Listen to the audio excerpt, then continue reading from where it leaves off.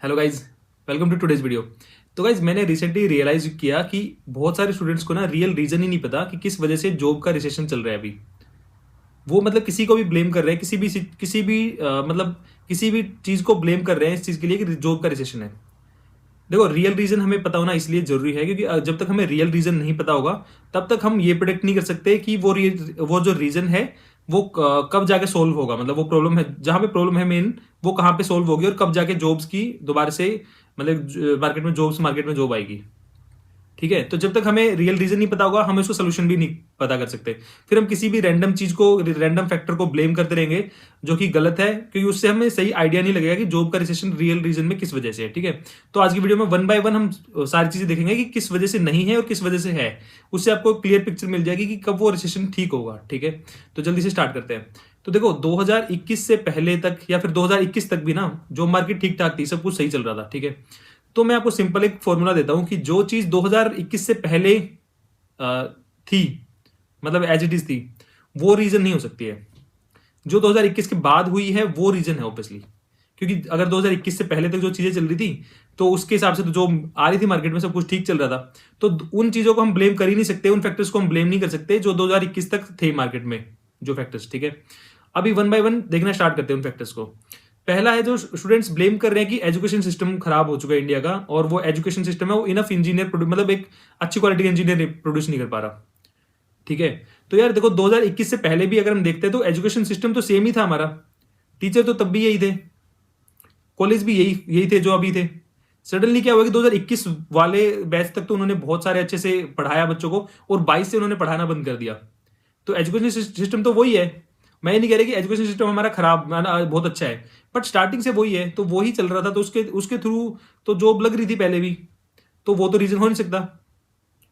ये जो education system है स्टार्टिंग से ये इसी तरह रहा है, मतलब रटने पे फोकस रहा है। बीटेक में कोई प्रैक्टिकल नॉलेज नहीं मिलती, किसी को नहीं मिली, किसी भी बैच को। मतलब आईआईटी और एनआईटी का मेरे को नहीं पता, बट टायर 3 की बात कर रहा हूं, सबका एक ही लेवल है।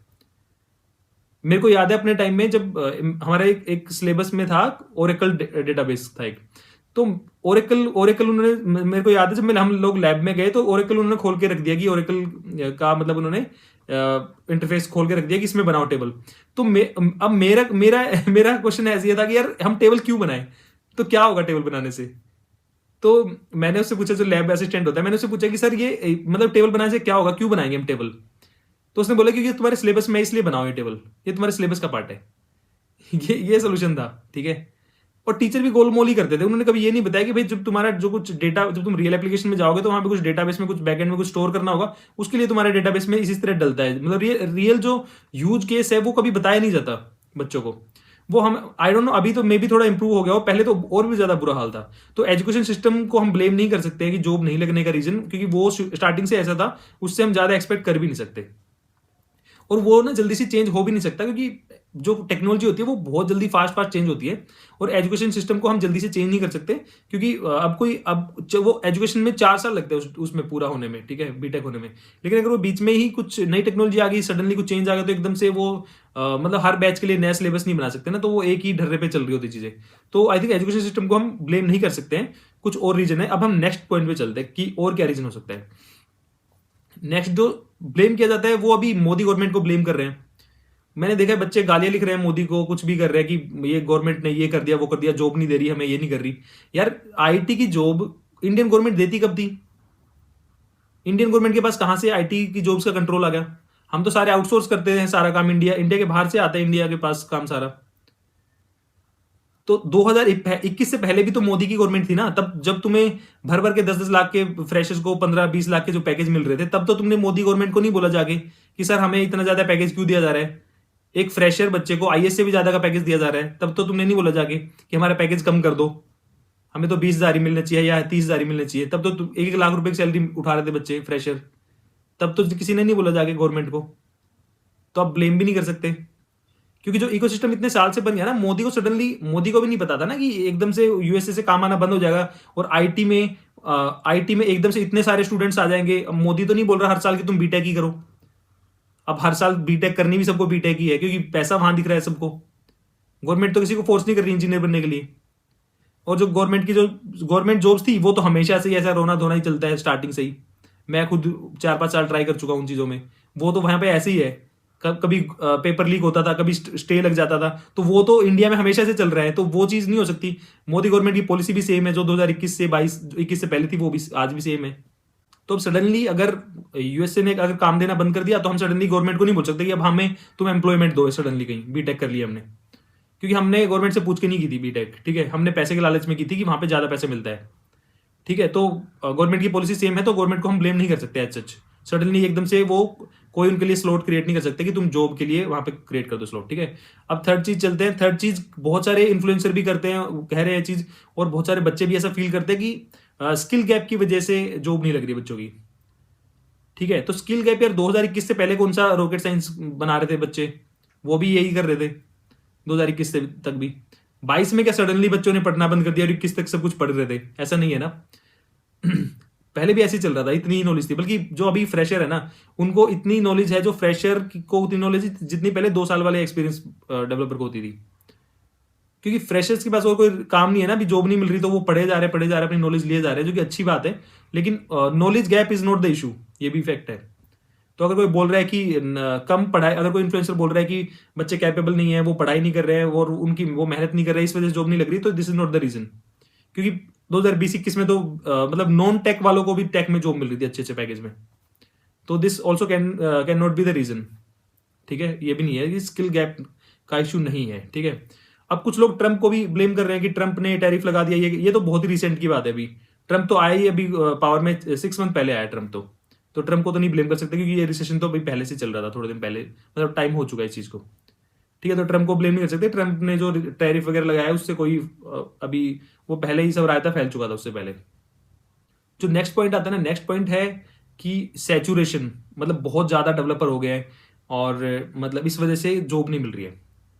तो यार 2021 तक मतलब उतनी सैचुरेशन नहीं थी, और एकदम से एक साल में 2022 में सडनली कैसे सैचुरेशन होगी, ये भी रीजन नहीं हो सकता, एकदम से सैचुरेशन नहीं हो सकती इतनी, ठीक है। क्योंकि जो आईटी इंडस्ट्री है ना, वो भी ग्रो कर रही है, मतलब वो भी बढ़ रही है, एक्सपैंड हो रही है, और नए नए प्रोडक्ट्स लॉन्च हो रहे थे, सब कुछ हो रहा था, वो चीज चल रही थी सही, ठीक है।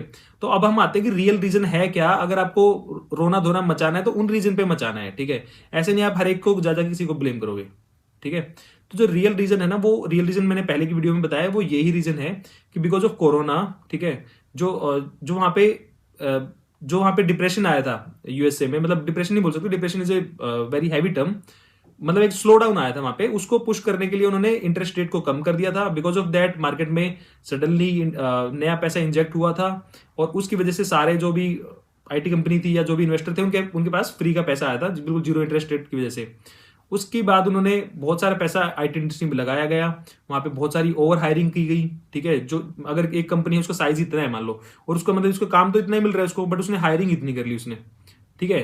तो इतनी हायरिंग कर ली, अब क्या हुआ कि जो नॉन टेक के भी बंदे थे उनको भी टेक में घुसा लिया गया, और ओवर हायरिंग होगी, मतलब जितनी मार्केट में जितनी चाहिए थी उससे ज्यादा हायरिंग होगी सडनली, ठीक है।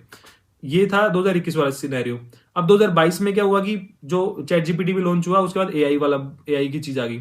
एआई आने के बाद सडनली रियलाइज हुआ कि डेवलपर की नीड कम है एकदम से, अब वो हायरिंग इतनी ज्यादा होगी, रियलाइज हुआ सडनली 2022 में कि नीड तो इतनी है, मैं तो बस, तो क्या हुआ, वहां से ले ऑफ स्टार्ट हुए, फिर ले ऑफ, ठीक है। तो वही एक डोमिनोज इफेक्ट बन गया वहां पे कि अभी तक वो चीज उससे उभर नहीं पा रहे। फिर जो 2022, 23, 24 के जो 3 बैच थे, उन बैच की कहीं जॉब नहीं लगी। अब वो नहीं लगी तो वो 2025 में भी वो बैठे हुए हैं, आज भी स्ट्रगल कर रहे हैं। तो जहां भी कहीं फ्रेशर या कम एक्सपीरियंस की जॉब निकलती है, वहां पे वो 3-4 साल के बच्चे इकट्ठा अप्लाई करते हैं वहां पे। एक ओपनिंग के लिए वहां पे 800, 1000, 1200, 1500 लोग अप्लाई कर रहे हैं। तो वो जो पूरा ना बोटल नेक बन चुका है वो वाला, ठीक है। तो so this is the reason, ठीक है। अब इसका सोल्यूशन क्या है, इसको हमें कैसे इसको टैकल करना है।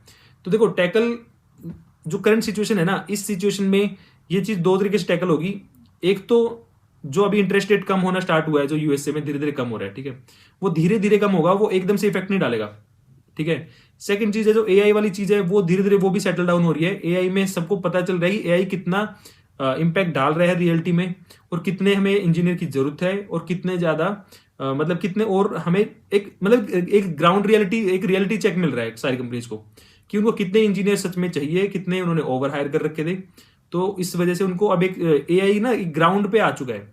अभी लास्ट ईयर तक भी ना कंपनीज में सिर्फ मतलब एआई था ना, वो वो मेनली ओपन एआई या जो भी रिसर्च कर रहे थे ना, उन्हीं के पास था उसका एक्सेस, ठीक है, डेवलपमेंट का। अभी क्या है कि सारी कंपनियों ने उसको धीरे धीरे अडेप्ट करना स्टार्ट कर दिया है, और जो सीनियर इंजीनियर है वो एआई सीख भी रहे हैं, तो जो सीनियर इंजीनियर वो एआई में जा रहे हैं, तो जो वहाँ पे भी स्लॉट बन रहे हैं नए बाकी जूनियर इंजीनियर्स के लिए, तो वहाँ पे वो जूनियर इंजीनियर्स भी जाएंगे, ठीक है। प्लस में एक जो दर्द का माहौल था ना कि एआई पता नहीं बिल्कुल ही काम खत्म कर देगा, मतलब बिल्कुल डेवलपर की जरूरत नहीं रहेगी, वो चीजें अब सेटल डाउन हो रही है। अब सबको समझ में आ रहा है कि जो प्रोजेक्ट है, जो भी प्रोडक्ट कोई बन रहा है, तो उसमें एआई का इतना पार्ट होगा सिर्फ, बाकी डेवलपमेंट एज इट इज चलेगी। एआई एक छोटा सा रोल प्ले करेगा, एआई की टीम ये काम करेगी, बाकी जो डेवलपमेंट टीम है वो ये काम करेगी। तो अब जो चीजें है ना वो थोड़ी सेटल डाउन हो रही है, तो कंपनी के ने धीरे धीरे समझ में आ रहा है कि हमें इतनी डेवलपर की और जरूरत है। ऐसा नहीं कि एआई सब कुछ ही कर देगा, एआई थोड़ा सा काम फास्ट करेगा। मान लो एआई ने 30% हमें हमारा काम चला दिया, लेकिन 70% हमें अभी डेवलपर चाहिए और भी, तो वो अपनी मैथ लगा के अपना कि हमें इतनी हायरिंग और करनी है, इतने हम शॉर्टेज है डेवलपर्स की। तो अब धीरे धीरे एआई सेटल डाउन हो रहा है, अभी इंडस्ट्री में धीरे धीरे उसको एब्जॉर्ब किया जा रहा है एआई को, ठीक है, जो लास्ट ईयर तक नहीं हो रहा था, अब वो ग्राउंड पे आ चुका है एआई वाली चीजें, ठीक है। मैं भी खुद देखता हूँ अपनी कंपनी में, वो धीरे धीरे रियल प्रोडक्ट्स में उसको एआई को इंप्लीमेंट करना स्टार्ट कर दिया है, तो वो चीजें हम अब ग्राउंड रियलिटी पे देख रहे हैं, ठीक है। तो वो पिक्चर भी धीरे धीरे क्लियर होती जा रही है।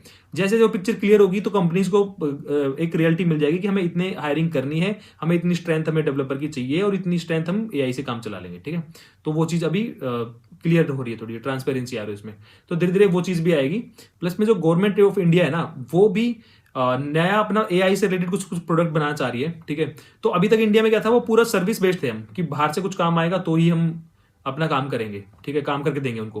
लेकिन अब इन हाउस भी कुछ बनाना स्टार्ट कर रहे हैं इंडियन कंपनीज भी, तो एआई में कुछ कुछ चीजें बनेंगी, इंडिया में बनेंगी, तो उससे भी काम बढ़ेगा, एआई का इकोसिस्टम बढ़ेगा, और धीरे धीरे फ्रेशर्स को भी एआई में जॉब मिलने स्टार्ट होंगी, और एक धीरे धीरे जो इंडिया भी जॉब जनरेट करना स्टार्ट करेगा, मेरे को ऐसा लग रहा है। अभी तक हम सिर्फ सर्विस प्रोवाइड करते हैं दूसरी कंट्रीज को, ठीक है।